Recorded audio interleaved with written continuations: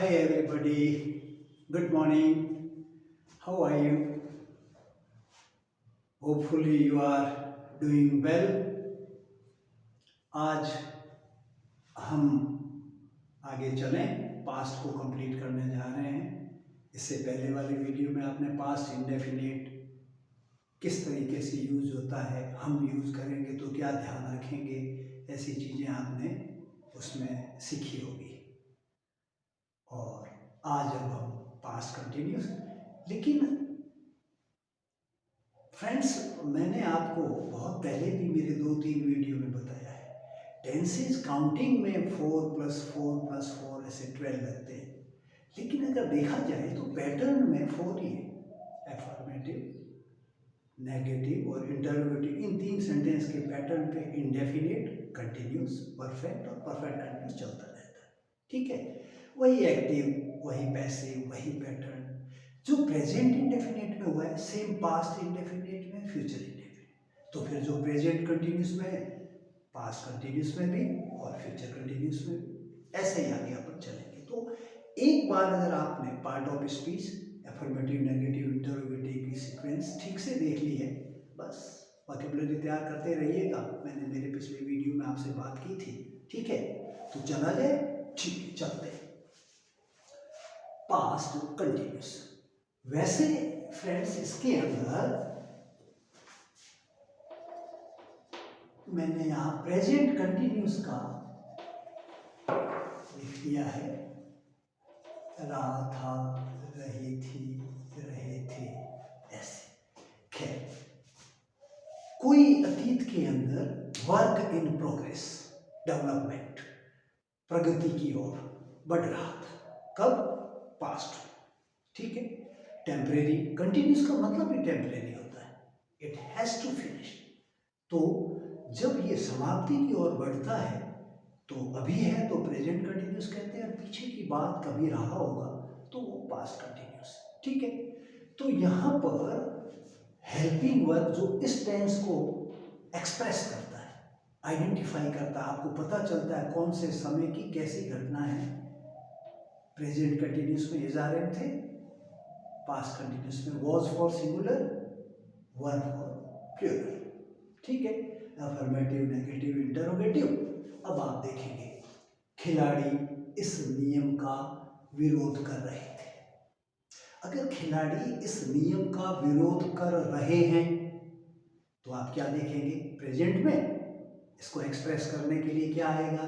Is are M, बाकी तो वही है, तो इसमें वॉज वर आ जाएगा। अब सिंगुलर सब्जेक्ट है तो वॉज, प्लूरल है तो वर। क्लियर है?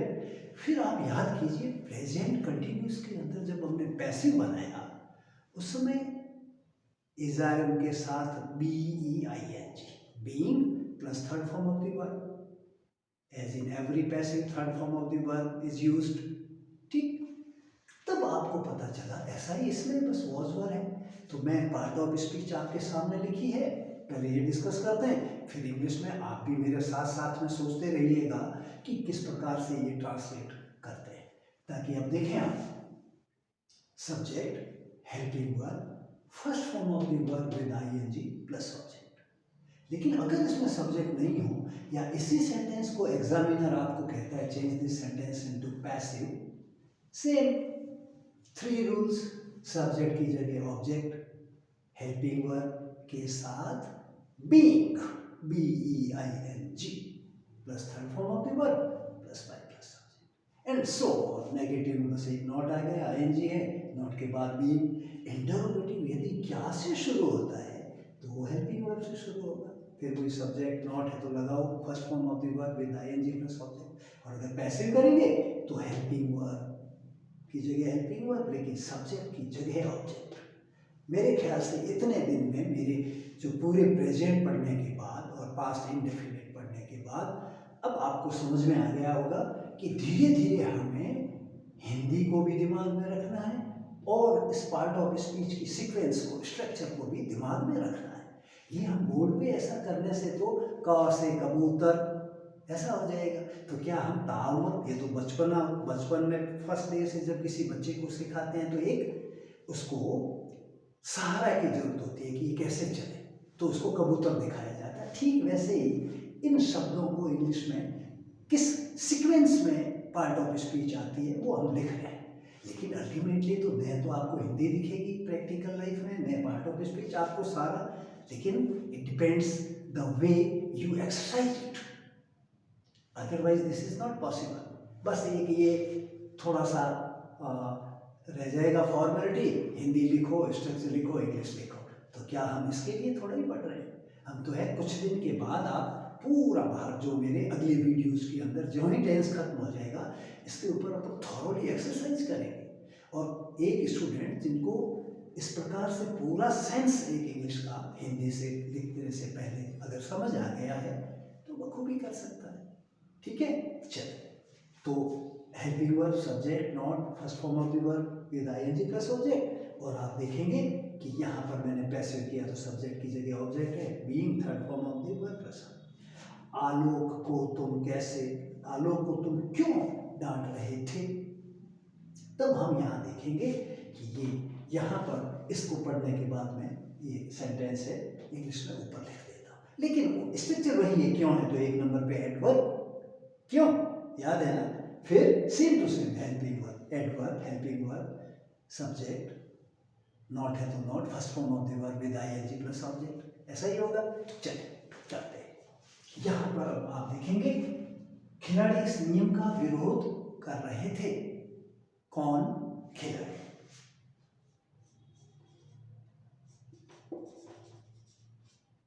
द प्लेयर्स बहुत सारे हैं,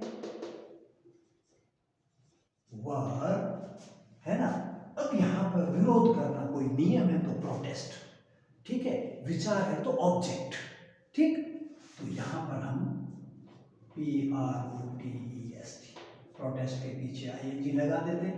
the players were protesting this rule, the players were protesting this rule. Structure के साथ साथ चल रहे हैं। अब जब आपको पैसे की जरूरत पड़ती है तो दिस रूल को आगे ले आइए। दिस रूल जो कि सिंगुलर है, वॉज BEING, समझ गए? इसको भूल गए तो पास्ट इंडेफिनिट का पैसिव हो जाएगा। और ये सेंस आपको आपके ब्लड में शामिल हो जाना चाहिए ताकि आपको पता चले कि ये किस प्रकार से हम इसको करते हैं। बीइंग हो जाएगा third form of the verb protested, protested by subject the players. This rule was being protested by the players. So simple.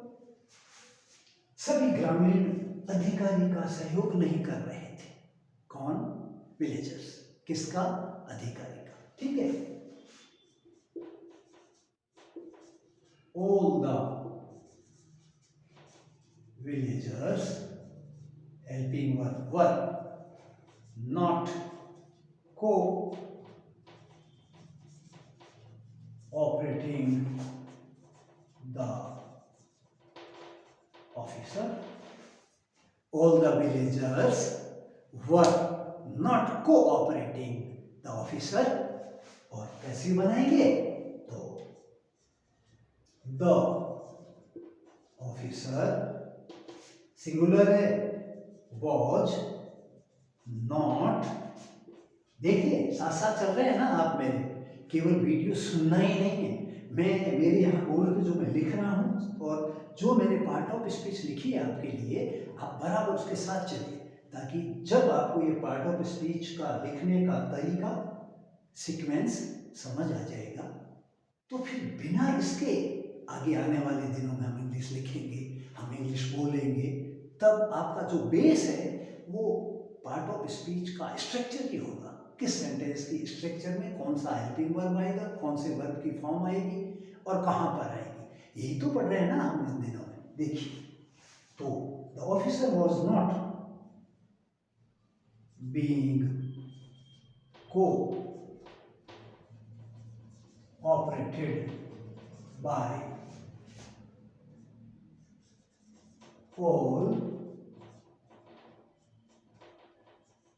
The villagers, ऐसा the officer was not being cooperated by all the villagers, passive हो गया। अब interrogative में अगर आप करेंगे, क्या सरकार किसानों को बीज आवंटित नहीं कर रही थी? करने वाली कौन है? सरकार, सब्जेक्ट। क्या आवंटित नहीं कर रही थी? बीज डायरेक्ट ऑब्जेक्ट है। और किसे आवंटित नहीं कर रही थी? किसानों को, इनडायरेक्ट ऑब्जेक्ट है। पैसिव करें तब ध्यान देना, इनडायरेक्ट ऑब्जेक्ट सब्जेक्ट की जगह आगे जाएगा, डायरेक्ट ऑब्जेक्ट नहीं जाएगा। याद है ना? ओके, मैं दे रहा हूं यहां पर, चूंकि गवर्नमेंट है डिस्ट्रीब्यूट करने वाली, तो सिंगुलर होने के कारण watch the government not DISTRIBUTING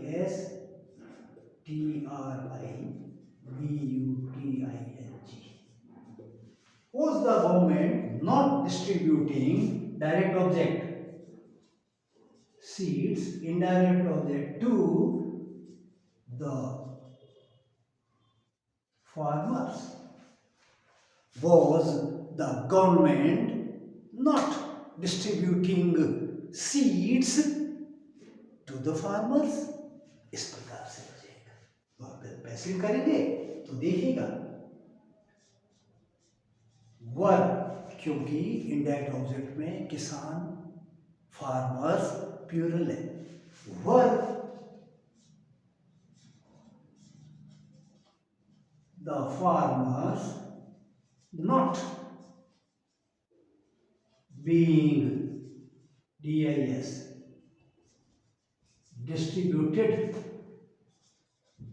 seeds by the government, ऐसा were the farmers not being distributed seeds to the farmers, sorry, by the government। तो पता चला कि यहाँ पर पैसिव में इनडायरेक्ट ऑब्जेक्ट फार्मर सब्जेक्ट की जगह आएगा, है ना? Were the farmers not being distributed seeds by the government. और नेक्स्ट, अलका को तुम क्यों डांट रहे थे? क्यों? Adverbial interrogative. चलिए देखते हैं, जहां में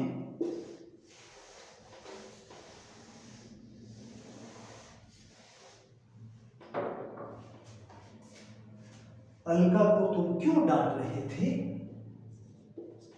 adverb plus helping verb plus subject plus first form of the verb with ING plus object question mark. और अगर आप पैसिव करेंगे तो adverb plus helping verb plus object plus being plus third form of the verb plus by plus subject. देखा? तब अब आप अलका को तुम क्यों डांट रहे थे? डांटने वाले कौन है? तुम, यू प्लूरल है, ठीक है। एडवर्ब आ जाएगा why, were you scolding Alka, why were you scolding Alka? Adverb, helping verb, subject, first form of the verb with ing plus object. And if you are asked to change this sentence into passive, adverb plus helping verb plus object plus being plus third form of the verb plus y plus subject. तो y देखिएगा, Alka singular होने के लिए was, Alka being scolded by you, ये sentence बन गया। Why were you scolding Alka? Why was Alka being scolded by you? ऐसा हो गया, है ना? लेकिन मैं आपको, अब आपकी समझ में तो अफर्मेटिव, नेगेटिव, इंटरोगेटिव और इंडेफिनिट तीनों, प्रेजेंट, पास्ट, फ्यूचर, कंटिन्यूस तीनों, परफेक्ट तीनों, परफेक्ट कंटिन्यूस तीनों। हेल्पिंग वर्ब बदलते, वर्ब की फॉर्म वही रहती है। पैसिव करते तो हमेशा वर्ब की थर्ड फॉर्म होती है। तो फिर आपको क्या अब हिंदी और इस स्ट्रक्चर का सहारा लेना जरूरी है क्या?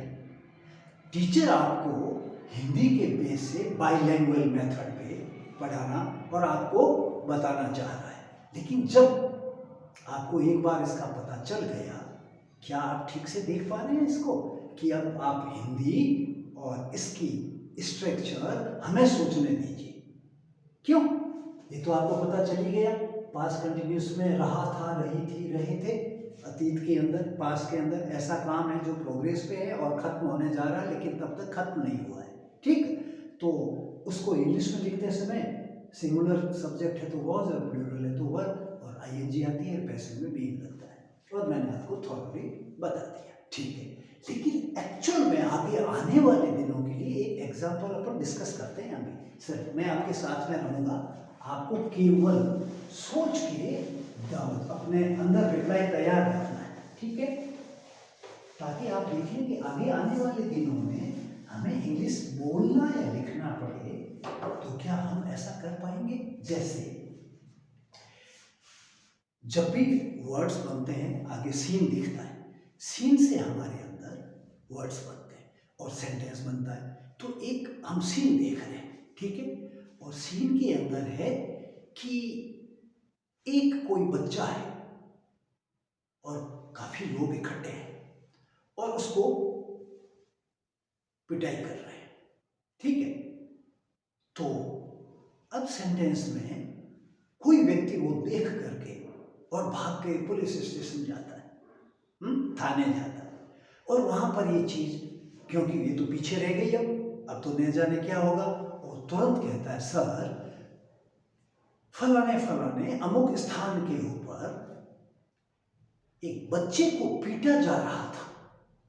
ध्यान रखिएगा दृश्य का, बच्चे को, वो ये नहीं जानता पीटने वाले कौन है, लेकिन उसने एक जिसके ऊपर मार पड़ रही थी वो उसको इंपॉर्टेंस दे रहा है, बच्चे को वहां पीटा जा रहा था। ठीक है, ठीक है, तुरंत आपके पता होना चाहिए दिमाग में, रहा था, रही, पास्ट कंटिन्यूस है, वॉज वर्ब की फर्स्ट फॉर्म के साथ आएंगे। ठीक है, बच्चे को पीटा जा रहा था, पीटने वाला कौन है?